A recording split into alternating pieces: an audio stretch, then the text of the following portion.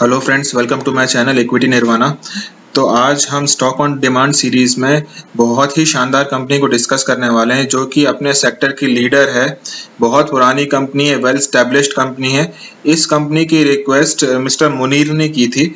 उन्होंने comment section में लिखकर बताया था कि वो इस कंपनी को रिव्यू करना चाहते हैं। तो इस कंपनी का नाम आयन एक्सचेंज है। तो मुनीर जी, आपने बहुत ही शानदार कंपनी को रिव्यू करने के लिए हमसे बोला है। मैं काफ़ी समय से मेरे टारगेट में ये कंपनी थी, बट मैं आपको बधाई देता हूँ कि आपका ध्यान बहुत ही अच्छी कंपनी में गया है और जिसका सनराइजिंग सेक्टर है, बहुत अच्छे प्रोस्पेक्ट हैं, पास्ट बहुत अच्छा है और फ्यूचर बहुत अच्छा है। तो मैं आपको बहुत बहुत बधाई देता हूँ कि आपने बहुत ही अच्छी कंपनी को सिलेक्ट किया है हमको रिव्यू करने के लिए। तो आज हम इसको काफ़ी कॉम्प्रिहेंसिवली डिस्कस करने वाले हैं। हम इसके बिजनेस मॉडल को समझेंगे, हम इसके फंडामेंटल पैरामीटर्स को समझेंगे और हम फाइनली इसके टेक्निकल चार्ट को भी इस वीडियो में डिस्कस करने वाले हैं। तो आप लास्ट तक बने रहिए, कंटिन्यू पूरा इस वीडियो को एंड तक देखिएगा, जिससे कि आपको ओवरऑल पिक्चर इस कंपनी के बारे में आपको कंप्लीट पिक्चर मिल जाएगी। तो मैं अपना वीडियो स्टार्ट करूं उससे पहले मैं हमेशा की तरह आपसे रिक्वेस्ट करूंगा कि आप मेरे चैनल को सब्सक्राइब करना मत भूलिएगा। बेल आइकन को जरूर दबाइए, जिससे कि जो भी मैं नए वीडियो पोस्ट करता हूं उसका नोटिफिकेशन आपको इमीडिएटली मिलेगा। आपके कमेंट सेक्शन में आप अपने कमेंट्स लिख सकते हैं, आपका सजेशंस लिख सकते हैं। जैसे कि मिस्टर मुनीर ने हमको मेंशन किया कि आयन एक्सचेंज आप रिव्यू करिए, उसी तरीके से आप भी अगर चाहें तो अपने कोई इंटरेस्टिंग कंपनी जो काफ़ी अच्छी कंपनी है आप उसको डिस्कस करना चाहते हैं, या आप चाहते हैं कि मैं उस पर कमेंट्स करूँ या कोई वीडियो बना कर दूँ, तो आप उसको मेंशन कर सकते हैं। मैं ज़रूर आपको रिप्लाई करूँगा और आप बोलेंगे तो मैं उसका वीडियो भी ज़रूर बनाऊँगा। चलिए सर, तो हम अपना एनालिसिस स्टार्ट करते हैं। तो जैसे कि आप देख सकते हैं कि मैंने इस कंपनी की वेबसाइट खोल के रखी हुई है। अगर आप इस कंपनी की वेबसाइट पर जाएंगे तो आपको बहुत इन्फॉर्मेशन तो काफ़ी ज़्यादा है, बट काफ़ी क्लटर्ड है। तो मैंने इसकी इन्वेस्टर प्रेजेंटेशन देखी तो मुझे बहुत ही अच्छी इन्वेस्टर प्रेजेंटेशन है ये। तो आपको मैक्सिमम डिटेल जो है इस कंपनी के बारे में इस इन्वेस्टर प्रेजेंटेशन से आपको मिल जाएगी। तो जैसे कि आप स्क्रीन पे देख सकते हैं, मैंने ऑलरेडी इस की इन्वेस्टर प्रेजेंटेशन खोल के रखी हुई है। तो हम इसी से ही इस कंपनी के बिजनेस मॉडल को समझने की कोशिश करेंगे। तो जैसा कि आप देख सकते हैं कि इसके ओवरव्यू में आयन एक्सचेंज जो है वो फॉर्म हुई थी 1964 में। ये पायनियर है वेस्ट वाटर ट्रीटमेंट में और environmental solutions, caters to various industries, institutions and home and communities. तो इसके पास काफी सारे वर्टिकल्स हैं बेसिकली। जैसे अगर आप यहाँ पे इनकी वेबसाइट पे भी देखेंगे तो ये इन्होंने लिखा है कि ये वाटर ट्रीटमेंट करते हैं, वेस्ट वाटर ट्रीटमेंट करते हैं, रिसाइकिल करते हैं, जीरो लिक्विड डिस्चार्ज। तो आपको लगेगा कि ये सारी चीजें एक ही सी हैं, बट इनमें काफी डिफरेंस है। वेस्ट ट्रीटमेंट, वाटर ट्रीटमेंट भी एक प्रोसेस होती है, वेस्ट वाटर ट्रीटमेंट अलग प्रोसेस होती है, फिर इसमें जीरो लिक्विड डिस्चार्ज एक अलग प्रोसेस होती है। तो हालांकि अभी हम इस वीडियो में काफी डिटेल में डिस्कस करने वाले हैं कि इनमें क्या डिफरेंस है। तो चलिए हम यहीं से स्टार्ट करेंगे। तो जैसे कि आपने देखा कि इनके पास काफी सारे सॉल्यूशंस हैं आप वाटर को ट्रीटमेंट करने के लिए। तो ये पायनियर है, इनके पास कंप्लीट सॉल्यूशन है। वाटर से रिलेटेड कुछ भी अगर आपको करना है तो इनके पास कंप्लीट सॉल्यूशन है, वन स्टॉप शॉप है ये। तो अभी आप देखिए यहाँ पे हेडक्वार्टर है इनका मुंबई में।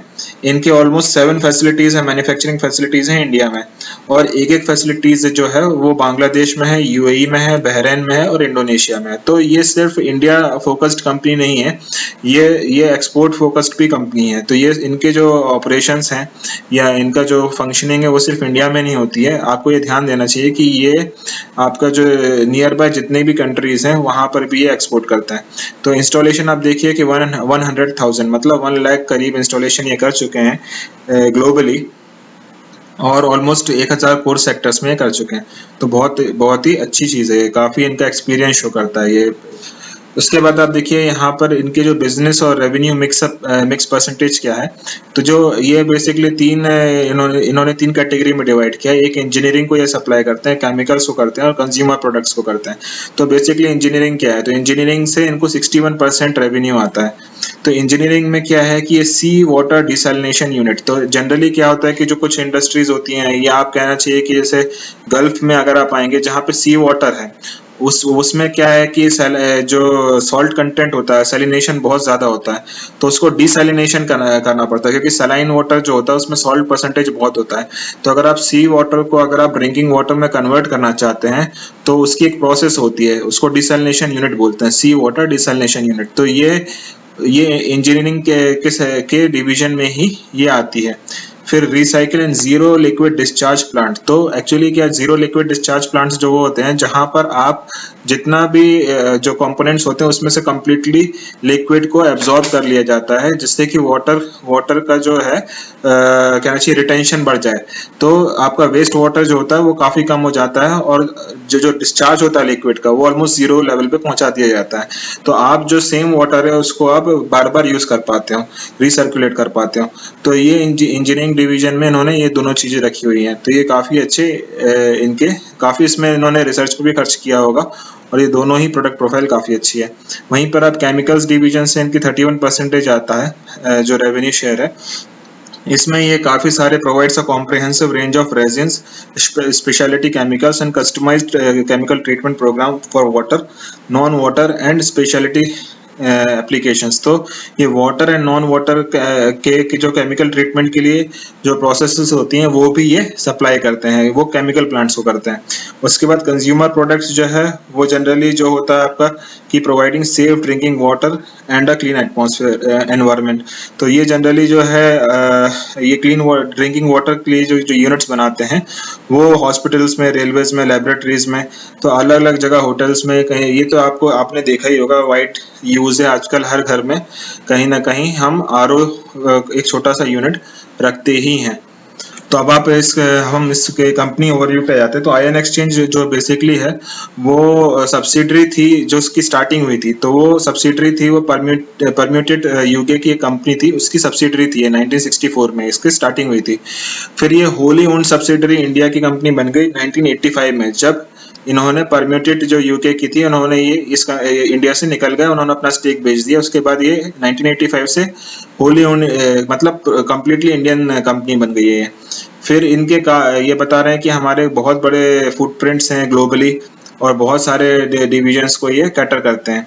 उसके बाद ये इनके पास बहुत सारे प्रोसेस हैं, जैसे वेस्ट वाटर ट्रीटमेंट का काम करते हैं, वाटर ट्रीट जो हमने अभी बात कर ली है, रिसाइकिल कर ली है, जीरो लिक्विड डिस्चार्ज हमने बात कर ली। सीवेज ट्रीटमेंट जो होता है वो जो होता है आपका जो सीवेज जो जनरली वेस्ट वाटर होता है घरों से निकलता है, तो वो उसका भी ट्रीटमेंट किया जाता है। फिर पैकेज ड्रिंकिंग वाटर, सी वाटर डिसैलिनेशन एक्सेट्रा। तो ये सारी जो है ये सारी जो टेक्नोलॉजी है इस कंपनी के पास में। उसके जैसे कि आप देख सकते हैं केमिकल कंपनीज के लिए भी हमने बात किया कि आयन एक्सचेंज रेजिन्स बनाते हैं, मेम्ब्रेन बनाते हैं, speciality chemical of for water बनाते हैं, एंड वेस्ट वाटर ट्रीटमेंट। तो ये सारी चीजें भी केमिकल डिवीजन के लिए करते हैं। इनके पास 2 फैसिलिटीज हैं R&D की, तो ये भी ये बता रहे हैं the company has over 50 patents और 100 प्रोडक्ट्स से ऊपर इनके पास हैं।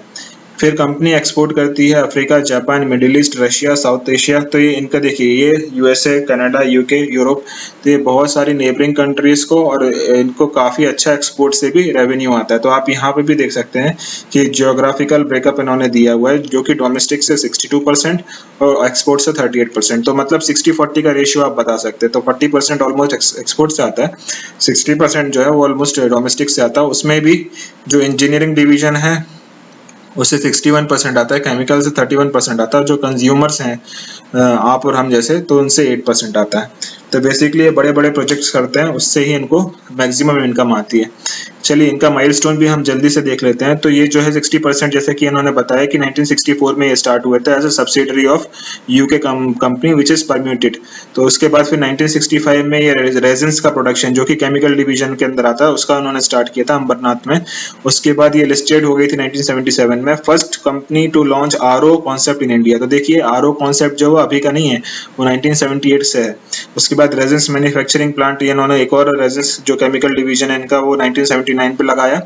1982 में इंजीनियरिंग में अब स्टार्ट हुए। तो इनका जो इनिशियल जो ओरिएंटेशन था वो केमिकल से होके अब इंजीनियरिंग पे 1982 से इन्होंने स्टार्ट किया। बट अभी एट प्रेजेंट सिचुएशन आप देखेंगे तो इंजीनियरिंग से ही सबसे ज्यादा रेवेन्यू आ रहा है इनको, जो कि ऑलमोस्ट 60% है। फिर आप देखिए कि इंडस्ट्रियल केमिकल प्रोडक्शन ये 93 में फिर से किया। जीरो बी लॉन्च इन्होंने किया था 1986 में। तो आप हमको लगता है हमारी जनरेशन के जो है उसमें लगता है कि अभी अभी ये सारे आरओ यूनिट्स जो हम घर में लगाते हैं, बट ऐसा नहीं है जी। 1986 से इन्होंने जीरो बी लॉन्च कर दिया था। हो सकता है उस समय इतना मोमेंटम नहीं पकड़ा था इन प्रोडक्ट्स ने, but over a period of time अभी ये काफी कॉमन हो गया है। तो हर घर में आपको जीरो बी के जो वाटर प्यूरिफायर्स है वो मिल जाएंगे। फिर ये देखिए started manufacturing RO membranes at Halol. ये आरओ मेम्ब्रेन्स पे भी हम बात करेंगे। Zero sea water RO desalination. तो ये आप और भी अगर आपके पास समय हो तो आप पढ़ सकते हैं। ये बहुत सारे इन्होंने काम किए 2019 तक। मैं आपका समय यहाँ पर ज़्यादा ज़ायर नहीं करना चाहता हूँ। चलिए ग्लोबल फुटप्रिंट्स भी हमने बात कर ही लिया कि आसपास इतने सारी कंपनीज को ये करते हैं। डोमेस्टिक में देखिए कि इनके काफ़ी सारे मैन्युफैक्चरिंग फैसिलिटीज़ हैं। तो गोवा में है 2, उसके बाद महाराष्ट्र में 2 हैं और एक गुजरात में है, एक दो तेलंगाना में भी दिख रहे हैं यहाँ पर मुझे, और एक होसूर तमिलनाडु में है। तो ये सारी फैसिलिटीज इनकी इंडिया में है। और जैसे कि हमने पहले ही बताया कि बाहर भी इनकी काफ़ी सारी फैसिलिटीज़ हैं अदर देन इंडिया में। उसके बाद देखिए इनकी रिसर्च एंड डेवलपमेंट। तो जैसे कि हम बात कर रहे थे कि इनके पास इतने सारे प्रोडक्ट के डिविजन्स हैं, तो ये ऐसे हवा में तो नहीं आते हैं। उसके लिए काफ़ी पैसा खर्च करना पड़ता है रिसर्च एंड डेवलपमेंट करने के लिए, क्योंकि जो कस्टमर्स होते हैं वो आपके पास प्रॉब्लम्स लेकर आते हैं और आपको उनके प्रॉब्लम्स को देखकर एक सॉल्यूशन प्रोवाइड करना पड़ता है। तो उस सॉल्यूशन को प्रोड्यूस करने के लिए, उस प्रोडक्ट को प्रोड्यूस करने के लिए आपको काफ़ी पैसा रिसर्च एंड डेवलपमेंट में खर्च करना पड़ता है। तो ये कंपनी क्योंकि पायनियर है, ये मार्केट लीडर है, तो इनके पास सारी प्रॉब्लम्स का सॉल्यूशन ये देते हैं। और ये मतलब कंप्लीट सॉल्यूशन देते हैं वाटर ट्रीटमेंट के इस फील्ड में। तो ये इसलिए इन्होंने एक अलग से अपनी रिसर्च एंड डेवलपमेंट की फैसिलिटी भी रखी है इंडिया में। उसके बाद देखिए की स्ट्रेंथ जो है वो यहाँ पर बता रहे हैं। तो ये largest one stop shop water solution provider. तो जैसे मैं बताया था कि ये हर तरीके के वाटर सॉल्यूशन ये प्रोवाइड करते हैं। फिर यहाँ पे इन्होंने काफ़ी सारी चीज़ें बताई है, अगर आपको समय है तो आप पढ़ सकते हैं। उसके बाद फ्यूचर स्ट्रेटेजी। तो यहाँ पर भी ये बता रहे हैं कि इंजीनियरिंग, केमिकल और कंज्यूमर प्रोडक्ट्स में किस तरीके से आगे बढ़ना चाहते हैं। इसमें जनरल ही है, कुछ स्पेशल नहीं है कि वो ज़्यादा फोकस स्टील, रिफाइनरी सेक्टर्स में करना चाहते हैं। यहाँ पर भी ये आप पढ़ सकते हैं, इसमें मुझे इतना इंपॉर्टेंट कुछ नहीं दिखा। चलिए बिजनेस ओवरव्यू पे जाते हैं। तो बिजनेस ओवरव्यू में भी देखिए कि इन्होंने बताया कि सीवेज वाटर जो होता है, जो कि वेस्ट वाटर होता है जनरली जो हम देखते हैं कि तो इसको भी ट्रीटमेंट करते हैं। उसके बाद प्रोसेस वाटर ट्रीटमेंट करते हैं, यूटिलिटी वाटर करते हैं। एक जीरो भी है हमारे जो रेसिडेंशियल एरियाज में यूज होता है। Industrial zero liquid discharge facilities इस तरीके की होती हैं। तो ये इन्होंने एक प्रोटोटाइप बना के रखा हुआ है यहाँ पर। ये हम बात कर ही चुके हैं। इंजीनियरिंग से 61% आता है, केमिकल से 31 और कंज्यूमर प्रोडक्ट से 8% आता है। चलिए इंजीनियरिंग डिवीजन में भी हमने काफ़ी बात कर चुके हैं कि कौन कौन सी फैसिलिटीज़ हैं, किस तरीके की हैं। उसमें से मेनली जो है petrochemicals, power, steel, auto, sugar, electronics, pharma, pulp and cement. तो ये बहुत सारी इंडस्ट्रीज में, क्योंकि इंडस्ट्रीज में आपको लगता होगा, बट ये प्रोसेस वाटर, ड्रिंकिंग वाटर, बहुत सारे water is one of the main ingredient in most of the industries. तो it is very difficult, it is a very challenging situation for most of the industries कि उनको water कैसे maintain कर पाए वो। तो ये हमने भी काफी वाइडली देखा है कि काफी सारे प्रोजेक्ट्स जो हैं वो इस तरीके की कंपनीज को दिए जाते हैं, क्योंकि आपको कंटिन्यूस वाटर फ्लो एक इंडस्ट्री को चलाने के लिए आपको मेंटेन करना पड़ता है। तो वो ये इंडस्ट्रीज को ये टारगेट करते हैं। वहीं पर आप इंजीनियरिंग केमिकल डिवीजन पे जाते हैं। तो केमिकल डिवीजन में क्या है कि ये नॉन वाटर और वाटर बेस्ड जितने भी सॉल्यूशंस हैं ये भी दोनों तरीके के प्रोवाइड करते हैं। यहाँ पे आप देखिए क्लाइंटेल बताए हैं इन्होंने कि कौन कौन से क्लाइंट्स को ये सप्लाई करते हैं। तो बहुत सारे क्लाइंटेल हैं, आप यहाँ पे देख सकते हैं कि पेट्रोकेमिकल्स में है। तो ये आप नंबर ऑफ कंपनीज हैं यहाँ पर। चलिए अभी नेक्स्ट आ जाते हैं केमिकल्स में। तो केमिकल्स में भी जैसा मैंने बताया कि अच्छा, इसमें एक चीज और इम्पोर्टेंट जो बता रहे थे, इंजीनियरिंग इंडस्ट्री ओवरव्यू। तो यहाँ पे जैसे दो इम्पोर्टेंट चीज मुझे लगी, जो जल जीवन मिशन है, नल से जल, जो हमारे गवर्नमेंट ने इनिशिएटिव लिया है अगस्त 2019 में कि हर घर से में एक वाटर फैसिलिटी देने की। तो उसमें वो 3.5 लाख करोड़ खर्च करने वाले हैं 5 साल में। तो ये एक टेलविंड है इस कंपनी के लिए, जो कि ये इस मिशन में ये पार्टिसिपेट कर सकते हैं काफी अच्छे स्केल पे। फिर दूसरा जो है इनका एक और जो था वो स्वच्छ भारत अभियान जो चल रहा है, जिसमें कि नमामि गंगे प्रोजेक्ट है, उसमें भी इनका काफी अच्छा कंट्रीब्यूशन कर सकते हैं, ये काफी एक्टिव प्लेयर बन सकते हैं इस चीज में। तो ये दो चीज मुझे इंपॉर्टेंट लगी, जो कि एक तरह से टेलविंड का काम कर रही है इस कंपनी के लिए। फिर केमिकल डिवीजन में आप देखिए तो केमिकल डिवीजन में ये manufacturing water treatment chemicals, ion exchange resins and other specialty chemicals. Water treatment chemicals are used for raw and wastewater treatment, conditioners in boilers, cooling water treatment and membrane cleaning, etc. तो ये सारी चीजें कर रहे हैं। Speciality chemical includes performance chemicals used in process of paper, sugar, ceramic, pharma and refinery products। तो मतलब chemical industries को ये सिर्फ वाटर बेस्ड नहीं, ये अदर भी जैसे कि आयन एक्सचेंज रेजिन्स भी प्रोवाइड करते हैं। तो ये बहुत सारे प्रोडक्ट्स को प्रोवाइड करते हैं केमिकल इंडस्ट्रीज को भी। तो इसमें भी इनकी काफी अच्छी प्रेजेंस है, जैसे कि हमने देखा कि ऑलमोस्ट इनका 30% रेवेन्यू जो है वो केमिकल इंडस्ट्रीज से आता है। वहीं कंज्यूमर प्रोडक्ट्स तो हमको पता ही है, काफी इन्होंने इस पे ज्यादा बात करने की जरूरत नहीं, क्योंकि आपको ऑलरेडी पता है कि जीरो भी काफी नोन ब्रांड है। तो ऑलमोस्ट हर जगह होटल्स, घर में और कोई भी जहाँ पे भी फैसिलिटीज है वहां पर सभी जगह पर जीरो भी काफी वाइडली यूज होता है, काफी पुराना ब्रांड है। तो ये आपने देखा कि ये इंडस्ट्रीज को भी टारगेट करते हैं, इंजीनियरिंग डिवीजन को टारगेट करते हैं, केमिकल कंपनीज को करते हैं, और जो है B2C का जो जैसे इनके पास बिजनेस है, तो इनके पास कंप्लीट सॉल्यूशन है वाटर ट्रीटमेंट प्रोजेक्ट के लिए। तो ये बहुत ही इंटरेस्टिंग कंपनी है, मार्केट लीडर है, इस चीज पे आपको ध्यान देना चाहिए। और अभी भी ये अगर आप देखेंगे जिस पे हम आने वाले हैं अभी, कि बहुत बड़े मार्केट कैपिटल पे नहीं है, अभी भी ये as a small cap company ही काम कर रही है। चलिए सर, तो हमने काफी समय दिया इसके बिजनेस मॉडल को समझने के लिए। अभी हम जल्दी से इसके फंडामेंटल पैरामीटर्स को भी स्टडी कर लेते हैं, इसका फंडामेंटल एनालिसिस भी हम स्टार्ट करते हैं। तो आप जैसे कि देख सकते हैं इसका मार्केट कैपिटल जो है 1500 करोड़ का है। तो ये अभी स्मॉल कैप कंपनी की श्रेणी में आती है, कैटेगरी में आती है।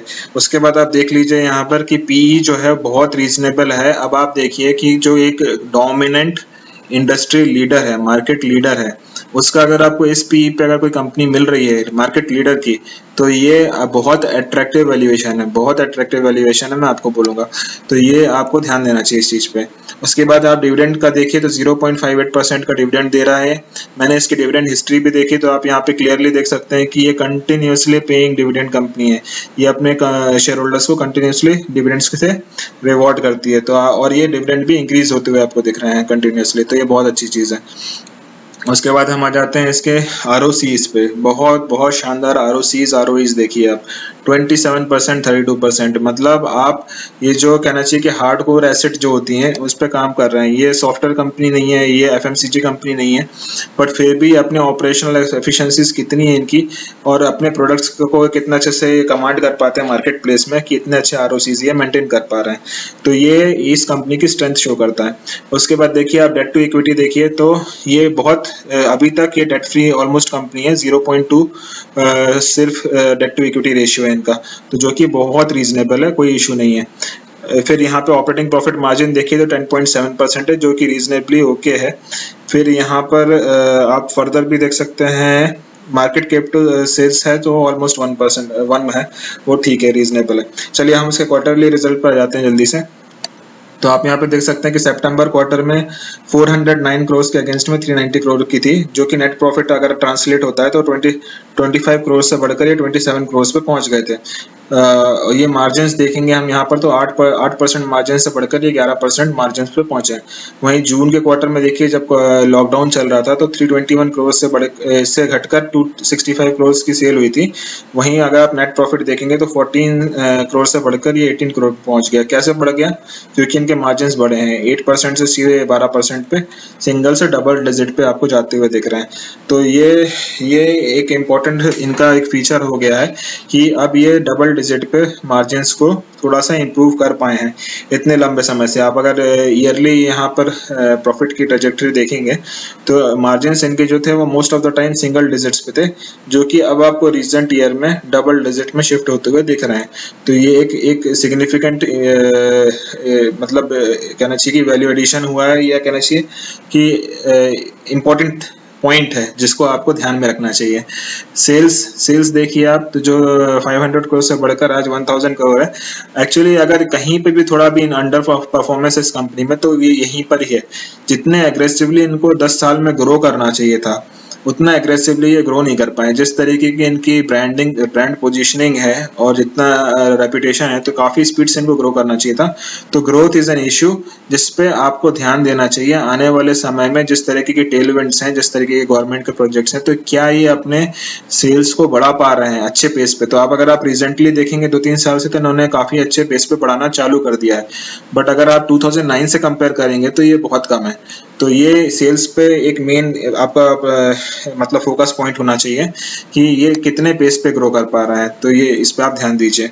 उसके बाद फिर नेट प्रॉफिट, तो देखिए नेट प्रॉफिट तो उन्होंने बहुत अच्छे से बढ़ाया है। सिर्फ सेल मेरा एक जो है वो थोड़ा सा एक कंसर्न है मेरा इस कंपनी से। फिर आप देखिए शेयर कैपिटल तो ऑलमोस्ट सही है, कोई प्रॉब्लम नहीं। रिजर्व्स ठीक है। बोरोइंग्स आप देखिए तो बिल्कुल अंडर कंट्रोल है। ये अपने बोरोइंग्स को भी घटाते जा रहे हैं ग्रेजुअली, जो कि एक बहुत ही हेल्दी सिग्नल है। वहीं पर आप कैश फ्लोज देखिए तो कैश फ्लोज हमेशा से positive cash flows from operation maintain किए हुए हैं। अभी काफी अच्छे कैश फिगर्स भी आपको यहाँ पे दिख रहे हैं, 12798 करोड़। तो ये बहुत अच्छी पोजीशन, लिक्विडिटी की पोजीशन दिखा रही है कंपनी की। फिर आरओसीज आप देखिए तो आरओसीज भी बहुत अच्छे शानदार बढ़ते जा रहे हैं। कहाँ 10% पे आरओसीज कमांड कर दी थी, फिर 15%, 20%, आज की डेट में 32% पे पहुंच गई है। तो ये तो बहुत ही शानदार आरओसीज, मैं तो सरप्राइज हो गया हूँ कि इतने किस तरीके से मेंटेन कर पा रहे हैं। बहुत ही शानदार आरओसीज है। डेटा डेज एक थोड़ा सा मुझे कंसर्न है, जो कि ट्रिपल डिजिट में है। बट क्या है कि ये इंडस्ट्रियल और केमिकल कंपनीज, क्योंकि इनके ये जो है ये स्मॉल प्रोडक्ट्स में कम डील करती है, और इनके जो प्रोजेक्ट्स होते हैं वो काफी बड़ा जेस्टेशन पीरियड होता है उनका। तो एक प्रोजेक्ट को स्टार्ट से एंड कंप्लीट करने तक एक काफी लंबा पीरियड होता है। इसीलिए जो पेमेंट साइकिल होती है वो कभी कभी बढ़ जाती है। तो आपसे को इससे घबराना नहीं चाहिए कि ये ट्रिपल डिजिट में क्यों है, क्योंकि ये प्रोजेक्ट्स करते हैं, कंप्लीट करते हैं, एक पूरी फैसिलिटी लगाते हैं। तो उसमें जो है कि आपके जो पेमेंट्स होते हैं वो थोड़े से डिले होते हैं।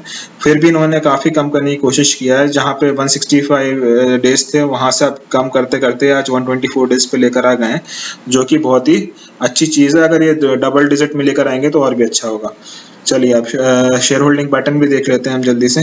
तो शेयर होल्डिंग पैटर्न्स में देखिए आप, प्रमोटर जो है वो 44% से आज 27% पे आ गए हैं। अब क्यों आ गए हैं ये मुझे समझना पड़ेगा। मैंने अभी इस चीज पे ध्यान नहीं दिया है। अगर आपके नॉलेज में होगा तो कमेंट सेक्शन में लेकर जरूर बताइएगा, क्योंकि मैंने अभी इस चीज पे रिसर्च नहीं किया है। पर ये कुछ ना कुछ कंसर्न मुझे on the face of it तो मुझे कंसर्न दिख रहा है इसमें कि काफी सिग्निफिकेंट इन्होंने अपनी होल्डिंग को कम किया है। बट मुझे लगता है कि इतना ड्रास्टिकली कम किया है तो कुछ ना कुछ उसके बीच में स्टोरी तो होगी ही। वो आप कमेंट सेक्शन में मुझे लिखकर बता सकते हैं। चलिए एफआईआईस का देखेंगे हम, तो एफआईआईस की ऑलमोस्ट कांस्टेंट होल्डिंग है। फिर डीआईएस को देखेंगे तो ऑलमोस्ट वो भी इन्होंने 6% पे मेंटेन की हुई है। पब्लिक के पास जो है वो ऑलमोस्ट 50% की होल्डिंग है। वहीं अदर्स आप देखिए, अच्छा यहाँ से जो प्रमोटर्स के पास थी वहां से शिफ्ट होकर अदर्स के पास चली गई। अभी अदर्स कौन है ये मुझे देखना पड़ेगा, ये मुझे मेरे नॉलेज में भी नहीं है। तो आप कमेंट सेक्शन में लेकर मुझे बताइएगा, ये आपका होमवर्क हुआ। चलिए अभी इसमें इंपॉर्टेंट चीज मुझे और एक चीज बतानी थी आपको कि शेयर होल्डिंग पैटर्न में अगर आप ध्यान देंगे तो कुछ मार्की इन्वेस्टर भी हैं इस कंपनी में इन्वेस्टेड। तो अगर आप देख सकते हैं यहाँ पे कि मिस्टर राकेश झुंझुनवाला जो हमारे बिग बुल हैं मार्केट में, इनको कौन नहीं जानता। इनकी भी काफी अच्छी पोजीशन है इस कंपनी में, ऑलमोस्ट मोर देन 4%, 5% से ज्यादा का ये होल्डिंग रखते हैं। अब बेस्कस इमर्जिंग अपॉर्चुनिटी फंड जो है मिस्टर सुनील सिंघानिया वो भी काफी रेनाउंड इन्वेस्टर हैं, फंड मैनेजर हैं, बहुत काफी स्टेब्लिश्ड प्लेयर हैं मार्केट प्लेस में। तो वो भी इस कंपनी में अपने फंड के थ्रू 2.32% की होल्डिंग रखते हैं। तो ये दोनों चीजें इंपॉर्टेंट है, ये आपको ध्यान देना चाहिए कि बड़े प्लेयर्स भी इस कंपनी में इन्वेस्टेड हैं। उसके बाद निपॉन, ये तो म्यूचुअल फंड है, ये भी काफी अच्छी होल्डिंग 4.41% की रखते हैं इस कंपनी में। तो ये सब चीजें आप ध्यान दे सकते हैं। चलिए सर, अब हमने इसके फंडामेंटल को भी, हमने पैरामीटर्स को भी स्टडी कर लिया, हमने इसके बिजनेस मॉडल को समझ लिया है। तो मुझे लगता नहीं कि कहीं पे भी कोई भी फंडामेंटल पैरामीटर्स में इसमें वीकनेस है। तो आप इस आराम से आराम से आप मुनीर जी इस कंपनी में आराम से बने रह सकते हैं, कोई इशू नहीं है, बहुत सॉलिड कंपनी है। जैसे कि हमने डिस्कस किया था वीडियो में इस एनालिसिस में कि आपको सिर्फ जो ध्यान देना है वो सिर्फ टॉप लाइन पे ध्यान देना है, सेल्स पे ध्यान देना है कि किस पेस पे इसकी जो आने वाले समय में जो रिजल्ट्स आते हैं, किस पेस पे अपने सेल्स को इम्प्रूव कर पा रहे हैं। कोई नए कंट्रीज को टारगेट कर रहे हैं, कोई नए प्रोडक्ट्स को लॉन्च कर रहे हैं, तो इस चीज पे थोड़ा फोकस करिए। मेन इसमें जो बस एक वीकनेस कहीं पे मुझे दिखती है तो वो है कि टॉप लाइन जो है इसकी जो सेल्स है उसकी जो पेस होनी चाहिए, जो ग्रोथ की रेट होनी चाहिए, वो थोड़ी मुझे स्लो लग रही है। नेट प्रॉफिट्स तो अच्छे बना रहे हैं बट सिर्फ टॉप लाइन का ही थोड़ा सा एक कंसर्न है मुझे। बाकी कंपनी बहुत रॉक सॉलिड है, फंडामेंटल्स रॉक सॉलिड है, ब्रांड प्रेजेंस बहुत बढ़िया है, बैलेंस शीट बहुत अच्छी है, सारे पैरामीटर्स बहुत शानदार हैं, कोई इशू नहीं है कहीं भी। तो चलिए हम इसका टेक्निकल एनालिसिस भी कर लेते हैं, इसके चार्ट्स को भी हम स्टडी करना चालू करते हैं जल्दी से, क्योंकि काफी समय हो गया, मैं आपका ज्यादा समय नहीं लेना चाहता हूँ। तो देखिए जैसे कि मैंने इसका ऑलरेडी खोल के रखा हुआ है चार्ट, तो आप देख सकते हैं यहाँ पे मैंने वीकली चार्ट खोल के रखा हुआ है, 8 इयर्स का डेटा लेके रखा हुआ है मैंने, और यहाँ पे मैंने कुछ मूविंग एवरेजेस सिलेक्ट करके रखे हुए हैं जो कि सारे एक्सपोनेंशियल मूविंग एवरेजेस हैं, 10 डेज, 20 डेज, 50 डेज, 100 डेज और 200 डेज का। तो मैं क्योंकि मुझे लग रहा था कि समय हो जाएगा, तो मैंने ऑलरेडी आपको ये सारी ट्रेंड लाइंस ड्रॉ करके रखी हुई है। आप देख सकते हैं यहाँ पे कि जो ये रेजिस्टेंस हर बार, ये जो ऊपर की जो मैंने ट्रेंड लाइन ड्रॉ करी है, इस पे रेजिस्टेंस फेस करके ये रिट्रेस करता है और जो सपोर्ट लेता है वो बॉटम वाली ट्रेंड लाइन पे सपोर्ट लेता है। तो आप देख सकते हैं कि इस बैंड में ये स्टॉक की मूवमेंट हो रही है। अब इसकी ट्रेजेक्टरी और भी फास्ट हो सकती थी, जैसे कि हमने बात किया कि इसकी जो सेल्स की जो परसेंटेज है, ग्रोथ परसेंटेज है, तो ग्रोथ अगर फास्टर होगी फ्यूचर में, क्योंकि अब आप देखिए ये जो बैंड है वो यहाँ से फर्दर इंक्रीज होता जा रहा है। तो रिसेंटली हमने जो देखा कि इसकी जो सेल्स और जो नेट प्रॉफिट की जो फिगर्स थे वो काफी अच्छे तरीके से इंप्रूव होना चालू हो गए। तो आपको ये बैंड और भी फर्दर वाइड होता हुआ दिखेगा, ये दिखता जाएगा आपको, और फर्दर ये वाइड होता जाएगा, और जिस तरीके से इस कंपनी की परफॉर्मेंस आएगी फ्यूचर में, ये फर्दर आपको एक्सेलरेट करता हुआ दिखेगा। तो यहाँ पर आप देख सकते हैं कि कोई ट्रेजेक्टरी तो अपवर्ड डायरेक्शन की ट्रेजेक्टरी है, और इसमें कहीं पे भी ऐसा कोई मेजर हमको वीकनेस तो नहीं दिख रही है। ये है जरूर कि थोड़ा समय ये पिकअप होता है, उसके बाद कंसोलिडेट होता है, फिर पिकअप करता है। तो यहाँ पर चार्ट में मुझे कहीं पे भी कोई वीकनेस नहीं दिख रही है, मैंने आपको बैंड बता ही दिया। यहाँ पर अच्छा वॉल्यूम रिसेंटली, जैसे कि हम बात कर रहे थे कि अच्छे रिजल्ट्स अभी 1-2 साल से हमको देखने के लिए मिल रहे हैं, जो कि टॉप लाइन में भी काफी इंप्रूवमेंट हुआ है। अगर आप पिछले 8 साल से कंपेयर करेंगे तो लास्ट 2 साल में काफी इंप्रूवमेंट हुआ है सेल्स में भी, टॉप लाइन में भी। तो यहाँ पर आप देखिए कि वो मार्केट ने भी उसको रिकॉग्नाइज किया, वॉल्यूम एडिशन अच्छा हुआ है, यहाँ पे RSI भी काफी स्ट्रॉन्ग दिख रहा है, चार्ट भी ठीक है, कोई इशू नहीं है। तो हमने वीकली चार्ट देख लिया, जस्ट थोड़ा सा मैं आपको मंथली चार्ट पे भी लेके जाना चाहूंगा। एक बार हम मंथली चार्ट पर भी नजर डाल लेते हैं। तो आप देख सकते हैं यहाँ पर भी कि ये वही ट्रेजेक्टरी, वही कहानी बयां कर रहा है। आप देख सकते हैं कि ये अपवर्ड ट्रेजेक्टरी में ही इसकी चाल है। तो आप देखिए कि ये जो है इसकी, जल्दी से मैं ट्रेंड लाइन ड्रॉ कर देता हूँ। तो ये ट्रेंड लाइन है। तो आप जैसे कि मैं बोल रहा हूँ कि वो मेगाफोन जो होता है ना, जहाँ से, तो ये आपको फर्दर वाइडन होता हुआ दिखेगा जिस तरीके से इसके रिजल्ट्स आ रहे हैं। तो फर्दर ये आपको एक्सेलरेट करता हुआ दिखेगा। तो आप जब भी इस ट्रेंड लाइन के पास आए तो बेटर तो यही होगा कि उस समय आप ना खरीदें।